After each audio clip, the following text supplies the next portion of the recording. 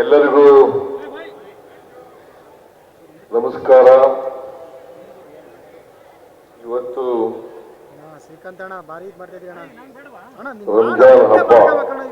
Start ಆದಾಗ ಯಾರು ನೋಡೋಣ, ನಾವೆಲ್ಲರೂ ಸೇರಿ ಅಡ್ಜಸ್ಟ್ ಮಾಡ್ಕೋಬೇಕಲ್ವಾ. ಒಟ್ಟಿಗೆ ಪ್ರಾರ್ಥನೆಯನ್ನ ಮಾಡಿದ್ದೇವೆ.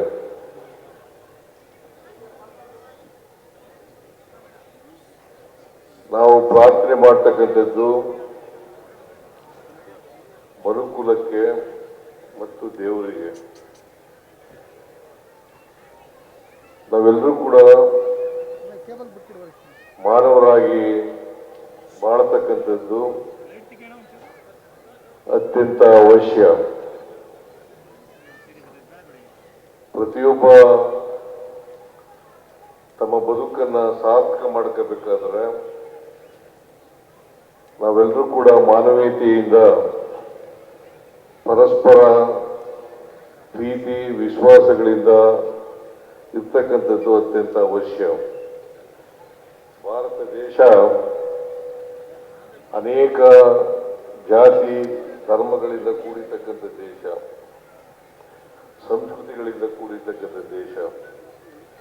ಈ ದೇಶದಲ್ಲಿ ಯಾವುದೇ ಜಾತಿ ಧರ್ಮ ಇದ್ರೂ ಕೂಡ ನಾವೆಲ್ಲರೂ ಕೂಡ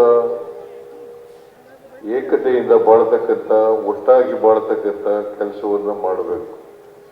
ಯಾವುದೇ ಧರ್ಮ ದ್ವೇಷವನ್ನ ಬೋಧನೆ ಮಾಡಲ್ಲ.